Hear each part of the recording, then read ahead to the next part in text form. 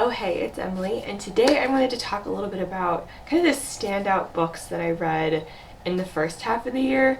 I know I'm pretty late with this. I've been meaning to do this for a couple of months, but I wanted to just kind of go over, just kind of look at the list of books I read from January to June and just kind of see what stood out to me, what maybe could make it to my favorites list of the year, or at least just be something, just books that are incredibly memorable from the first half of the year that I think will definitely stick with me.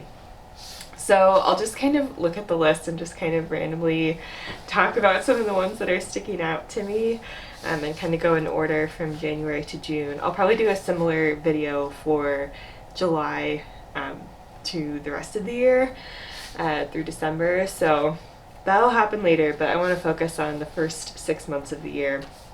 So for January, I think the Starless Sea definitely stands out as one of the most unique reads this year, and sometimes even just that uniqueness can just kind of make something stick in your mind. That book is definitely something I've thought about a lot throughout the rest of this year so far.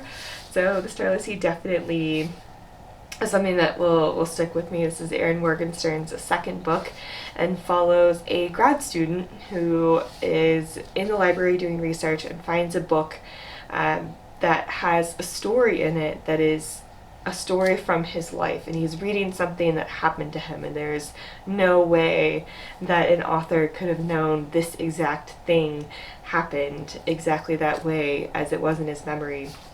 And so he's trying to figure out who wrote this book, what are these other stories, what are they trying to tell me, and he kind of gets swept up in an adventure to go to the Starless Sea, and it was just a wild, interesting ride.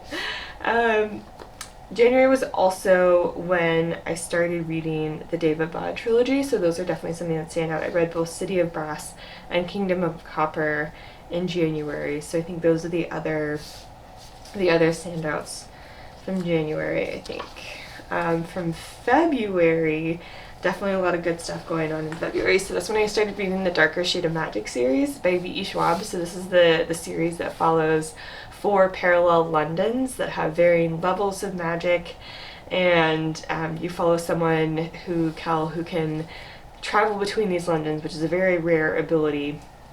And he kind of smuggles some things between Londons occasionally, and eventually smuggles something that is far more powerful than he thinks, and sets off a whole chain of events. So that was a fun series. I really enjoyed it.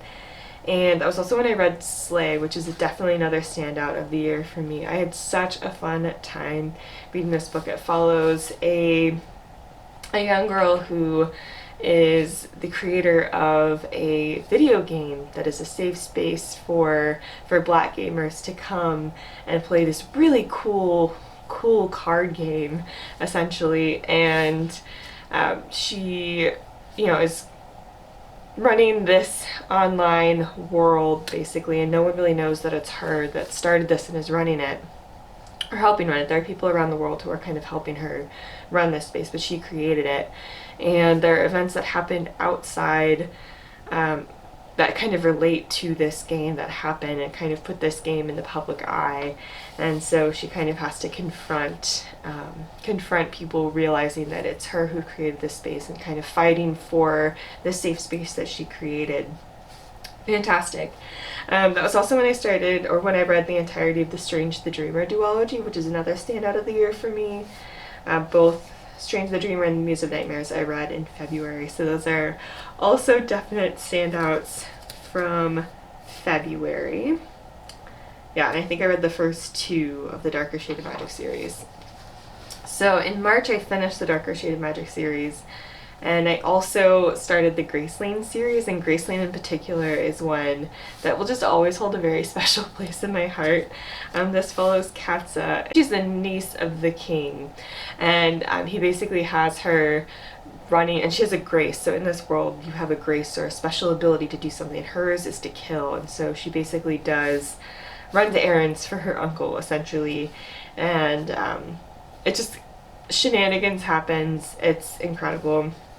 So that was when I started the Graceland series, and when I read Graceland in particular, which I think is my favorite of that series, that was also when I read Elantris. We'll see how much Elantris sticks with me. I don't think that'll be a favorite of the year, but was definitely a standout of that month and one that I definitely enjoyed and was my first Brandon Sanderson. And so I think those are the standouts from March. From April, I think, well, I continued the Graceland series. So that April is when I started the Mistborn series, so that's going to be another one that is really going to stick with me and I think will be a favorite of the year. So I read The Final Empire in April, and this follows a world where the Dark Lord essentially won power 1,000 years ago, and there's very little hope in the rebellion, in the resistance. And in this world, metal is a huge part of the magic. You ingest metals and can use those for different abilities. And if you can ingest and use all of the different kinds of metals for certain abilities, you're a Mistborn. They're pretty rare, but it follows a group of rebels, including a couple of Mistborns, who are trying to take down the Dark Lord. So much fun. I love this series so much. I need to read the last one, but such a fun series. The Girl Who Drank the Moon is also a huge standout from April. I think about that book a lot. And it's a middle grade fantasy that I absolutely adore by Kelly Barnhill. And that one follows a town that sacrifices newborns once a year, I believe, to this witch in the woods. And she is trying to communicate to them that she doesn't actually need a sacrifice. This is just something that the town has done and continues to do, and she can't get them to stop. And she actually will feed them starlight and then kind of take them to the other side of the forest to a town, and kind of find them loving homes in this other town. And one day she accidentally feeds one of the babies Moonlight instead of Starlight, and this gives, Luna is the little girl's name, and this accidentally gives her powers, or that accident kind of gave her powers. And so the witch kind of takes it upon herself to raise Luna herself, and there's there's a whole cast of characters around that are just the most precious things, and it's fantastic. I loved it. So that's definitely a standout from April. Let's see, from May, Well Met is definitely a standout for sure. This is one of my favorite contemporaries of the year, I think.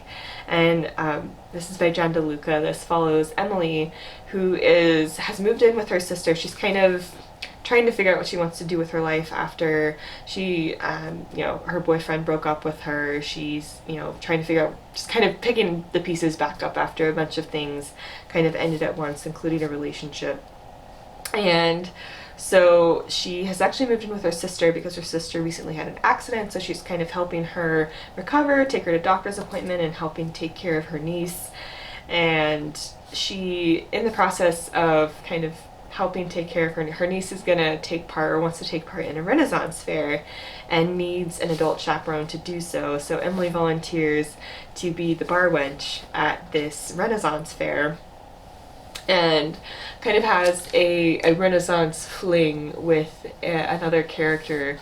And they don't particularly like each other outside of the Ren Fair, but in the Ren Fair, their characters kind of have a thing, and that kind of becomes a thing outside of the Ren Fair. And it was so much fun. I think that was definitely the standout from May. In June, I actually finished the Graceland series, and then continued on with the Mistborn series as well.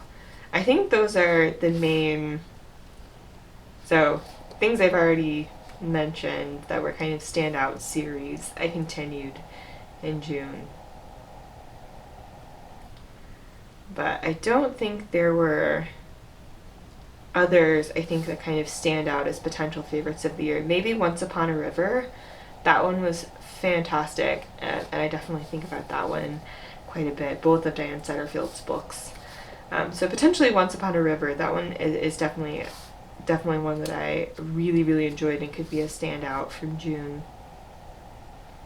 and that one follows a river, the River Thames. It actually follows a tavern along the River Thames, and it follows a man who is carrying in a little girl, and they suddenly come into this tavern one day and then just kind of collapse, and they're trying to figure out who this man is, who this little girl is, and you know, figure out what happened to them. And so it's this whole town kind of figuring out who this guy is, and there are several different people who kind of claim the little girl as their own, and so people are trying to figure out what's going on. And I loved her writing style. I love the atmosphere of her books. They're very slow books, but the atmosphere is just so cool, and just the relationship between the people in this town was a lot of fun. Anyway, those are some of the standouts from January to June, and who knows which of these will make my favorites of the year list, but these are definitely some contenders from the first half of the year. There already have been a lot of fun things in July and August that I've read, and I'm very excited about what I have on deck for kind of the rest of the year. I'm definitely that person that has like a reading plan for the rest of the year, so I'm so excited for what I'm gonna be reading over the next few months for the rest of the year. And you know, I'm sure there will be some more favorites, and we'll see what happens at the end of the year with my final favorites list. But these are contenders from the first half of the year. Let me know if you've read any of these or enjoyed them, and let me know what some of your favorites from the first half of the year were that could make your favorites list. So thanks for watching. I'll be sure to link my Instagram and Twitter down below. That's where I like to hang out. And I'll also be sure to continue to link resources to help support the Black Lives Matter movement. And I'll see you in the next one. Bye.